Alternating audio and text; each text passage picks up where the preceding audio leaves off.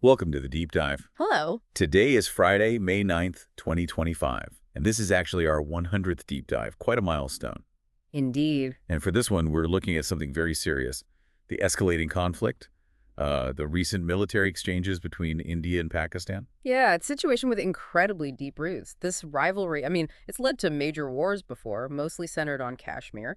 You had 47, 65, 71, the Kargil conflict in 99.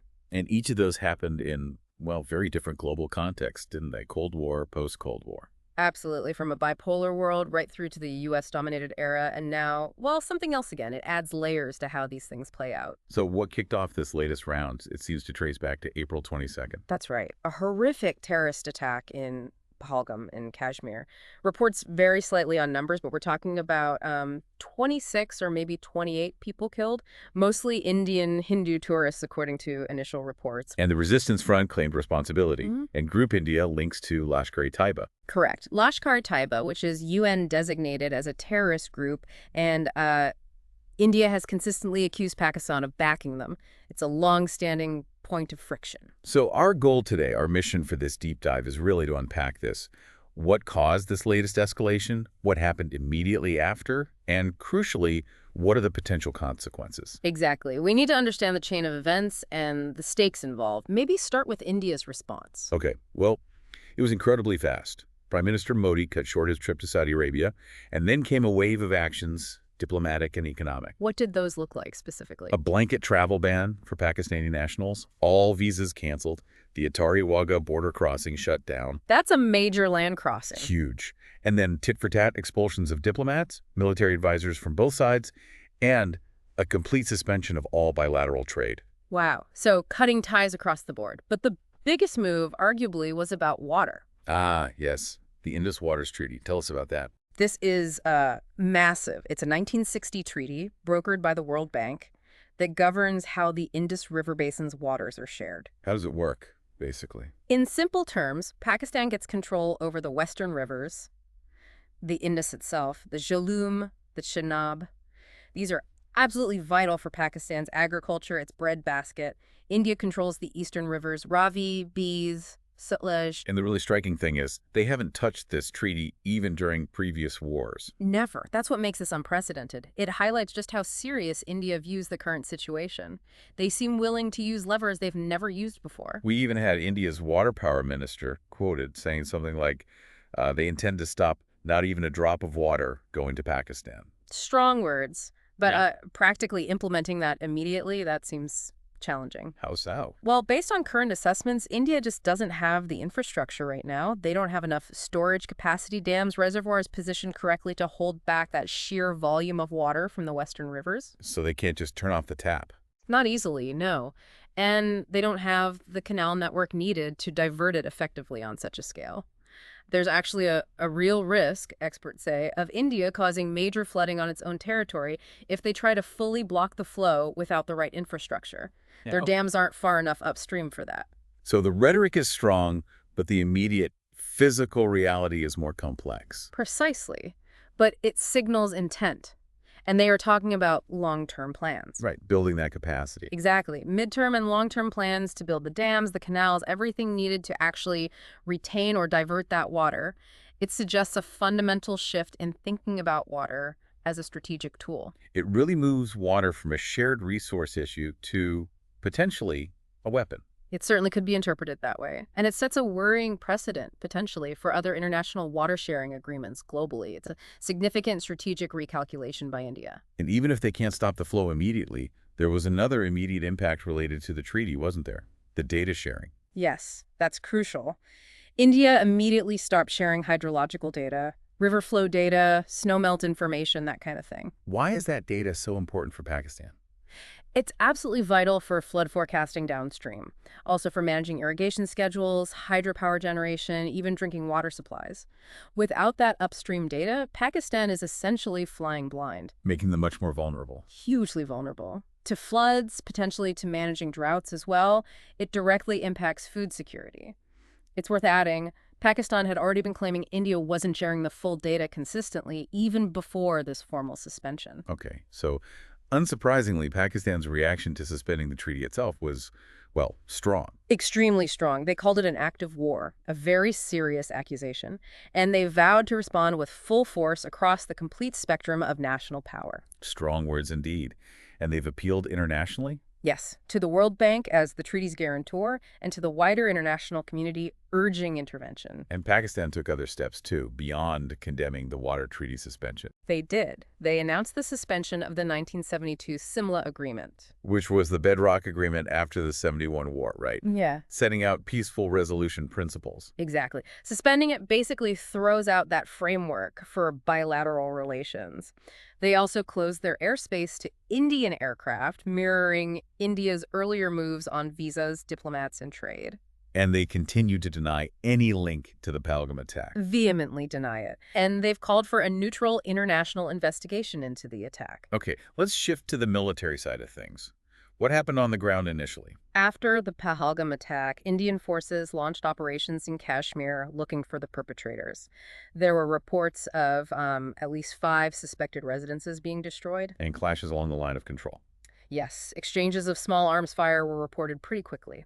But the initial military reaction, the assessment was that it seemed somewhat restrained, maybe limited to border skirmishes, artillery duels. Potential for surgical strikes, that kind of thing. Possibly. Localized cross-border raids targeting suspected militant camps, perhaps? With Pakistan potentially retaliating proportionally on the ground, a full-scale conventional war was seen as unlikely at first. But the water treaty suspension changed the calculations. Significantly. It raised the stakes dramatically. Because if India does find a way to implement that, it's an existential issue for Pakistan. And we should also mention the underlying asymmetry here, right? Military economic power. Definitely. India generally has a larger military and economy, and they've been investing heavily in modernization, buying advanced tech from, well, all over. Russia, France, Israel, the U.S. And the U.S. relationship is shifting, too. Closer ties with India. Yes, the strategic alignment between Washington and New Delhi has been strengthening, which inevitably impacts Pakistan's long-standing, though sometimes strained, relationship with the U.S. Okay, so things simmered, then seemed to really ignite around May 7th and 8th. What happened then? That's when India launched what they called Operation Sinandor, a series of airstrikes Airstrikes on 9 targets, according to India. Some in Pakistani-controlled Kashmir, but significantly also some inside Pakistan proper, in Punjab province. And how were these carried out? Reports mention long-range munitions and, interestingly, kamikaze drones, specifically the Sky Striker drone, which is reportedly co-developed with Israel.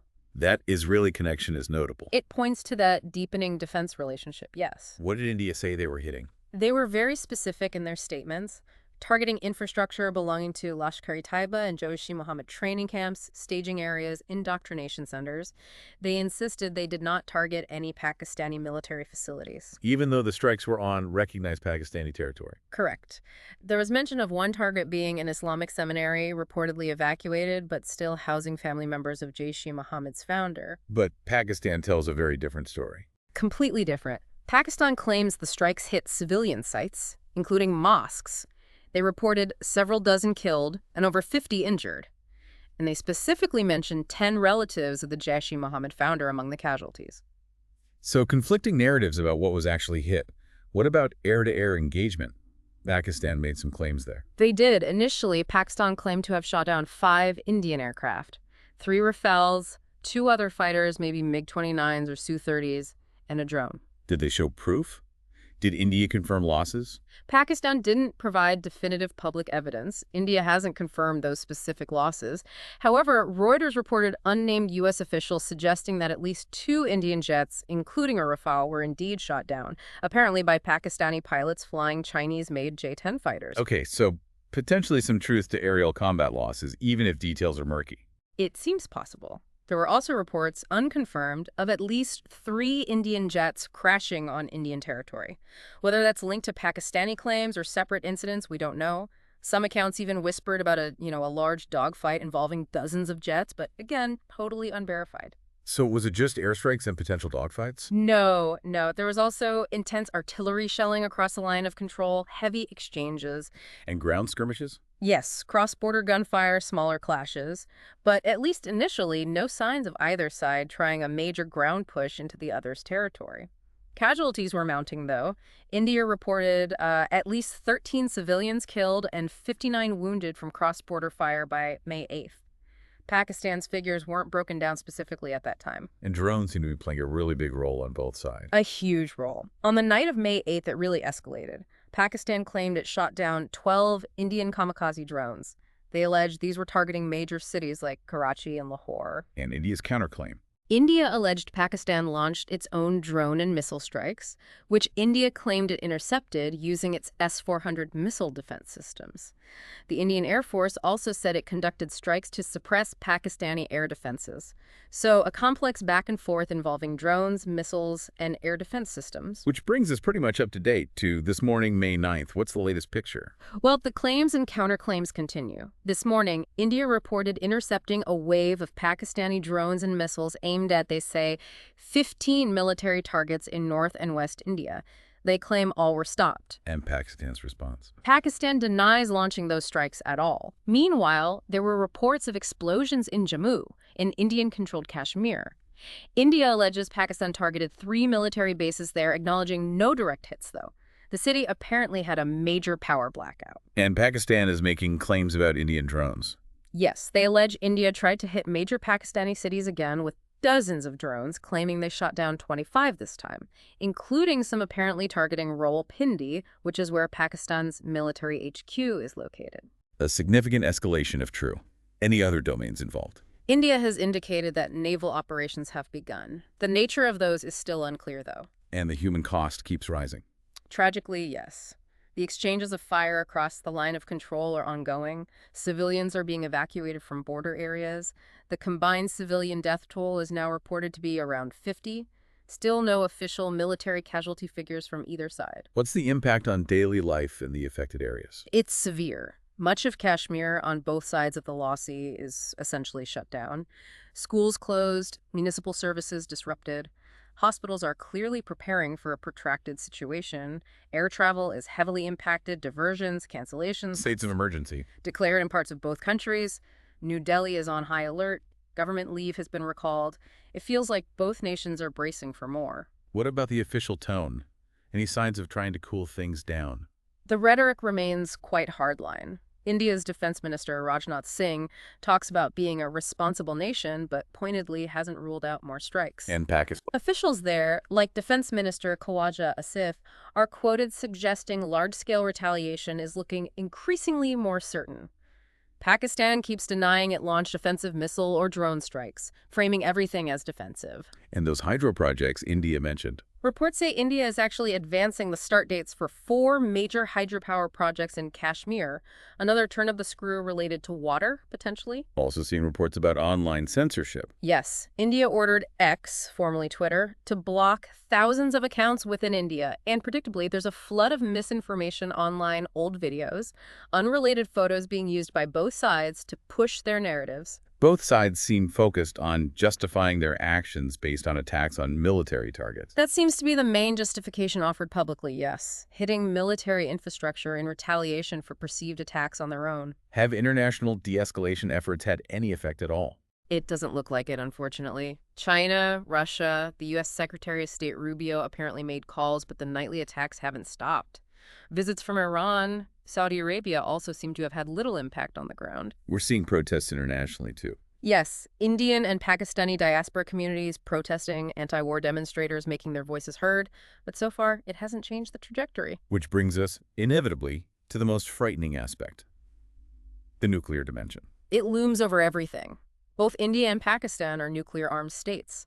Estimates from a few years back, like 2019, put their arsenals at around 172 warheads for India, 170 for Pakistan.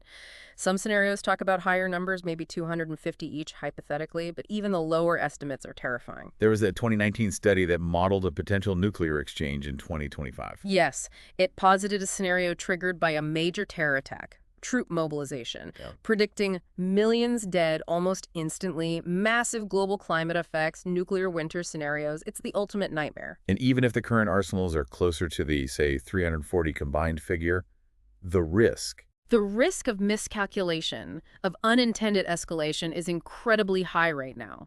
When tensions are this fraught, when military actions are happening, one mistake, one misinterpretation could lead down a catastrophic path. Okay, so let's try to pull this together. We have a devastating terror attack leading to a dangerous escalation. India takes unprecedented steps, especially suspending the Indus Waters Treaty. Military exchanges are ongoing, claims and counterclaims flying, making it hard to know the full picture. And overhanging it all is this constant, terrifying risk of nuclear conflict between two neighbors who possess these weapons. We absolutely have to stress, as you mentioned earlier, how difficult it is to get verified information right now. The fog of war is thick, and misinformation is rampant. Extremely challenging. Independent confirmation is scarce. So it leaves you with some heavy questions. Given this long history, the actions we're seeing now, and the nuclear reality, what does this mean long-term for stability, not just in the region, but globally? And specifically, what might be the unforeseen ripple effects of suspending a water treaty that stood for over 60 years, even through wars? Big questions with no easy answers right now. This deep dive really just gives you a snapshot of a situation changing by the hour. We absolutely encourage you, our listeners, to follow credible news sources closely and keep exploring this critical and frankly deeply worrying issue.